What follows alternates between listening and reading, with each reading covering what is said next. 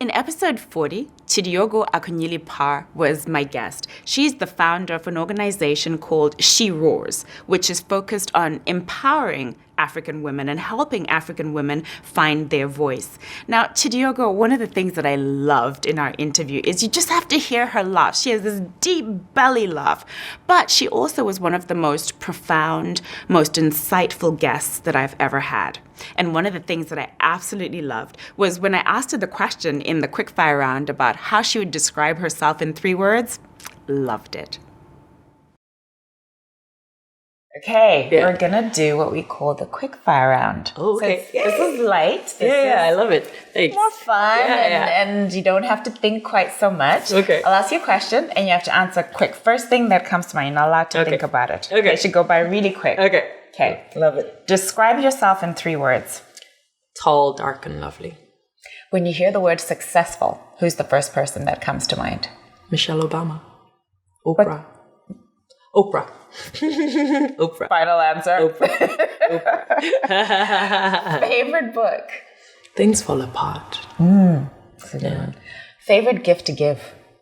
Love. Favorite gift to receive? Love. What's your favorite thing about the place you live? I knew that would get you excited. The water. What's your favorite item? And to clarify, you live close to water, yes, right? Yes, it's not like the tap water. Is like people are like water. What? Like, what's your favorite item of clothing? Probably my ring. Why? It was a full jade ring, and my husband cut it in half and made a ring for me. And jade is my stone. It speaks to me, and my house has jade everywhere.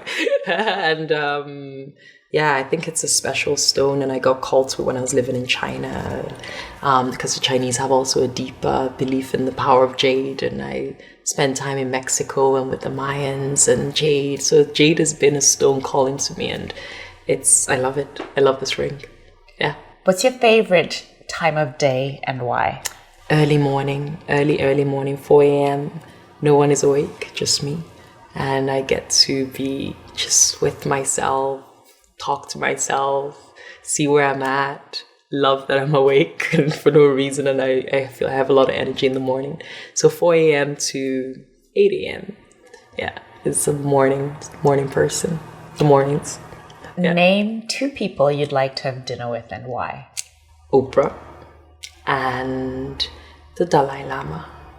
Is that too obvious? Yeah, it's the truth. Maybe actually Donald Trump would be interesting, because I would love to just get him. So I would say Donald Trump would be an odd fascination for me to just sit with and understand how that extreme, that way, because if you have the spectrum of humanity and he's on one end and Oprah is on the other, right? Meet with the 2 and just see what's going on in this world. That would be quite the dinner, Oprah and Donald Trump. Okay. So yeah, that would be interesting. What's your favorite meal? Beans and lentils. And beans and lentils. And beans and lentils. Yes. What can't you get through the day without? Love.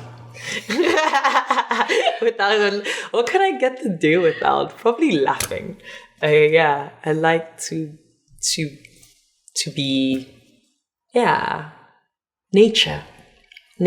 I'll stick with that answer. A little piece of nature. What's the screensaver on your phone or on your computer? It's the ring when we were married. When we held our hands out and the hands and the ring painted. That's on my phone and my computer. It's nothing. It's blank. What's your favorite app? I figured out my music thing recently, so it's like an iTunes thing. I got the AirPod thing, so I'm loving having music because they curate it. So because I was on YouTube before. I know I was that girl that didn't know how to get good music, and then Spotify with the ads. So the iTunes thing, music is important for me. So I would say that's I love that app. Speaking of then iTunes, yes. If you had to pick a theme song for your life, what would it be? Probably Eye of the Tiger. Da, da, da, da, da, da. I am a champion, and you're gonna hear me roar. You know, it just feels, it feels like that was written for me. And the work. And the work you're doing. Yeah. I think this one may be a little bit of a challenge for you to answer. Maybe not. Okay. Because you've been to a lot of countries, a lot of places. Yeah. Of all the places you've ever been, what's your favorite? It's going to be too easy for me to say this, but it's the truth. It's Toronto. I really, really love it here. Oh. I really, really love it here. And the people are beautiful here. And at the end of the day, it's people that make a place. And the space itself is special, right? Great Lakes everywhere. And yeah, I'm a fan. I love it here. What's your worst habit? I can be judgmental. Yeah, I can nitpick and judge myself and those that are close to me. But habit, I got it from my mom. I opened my skin. My mom would literally like grab our bodies and like caress you and find a wound and open it up. And like, it was her thing. So now I just like rub myself, find a scab. Like, picking at the scab. So yeah. I'm a digger. My face is terrible. I have my husband like slapping off my hands all the time. What do you wish you had more of in your life? More friends.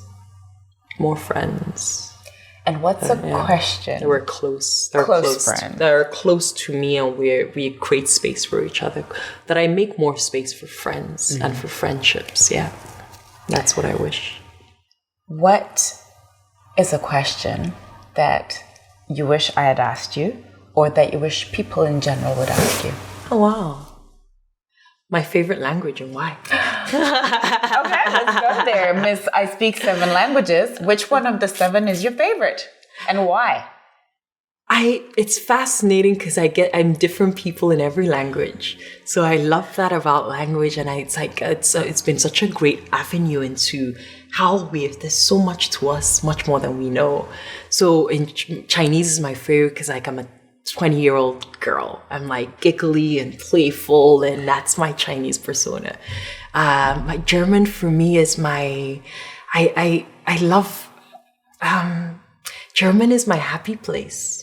It's like was the language I was really happy. I was living in Berlin. It's an awesome city. I was such a cool hipster, and going around having cool dinners with people and intellectualizing German. So there's a good vibe there for me. And French is my love language. And so Chinese is my favorite.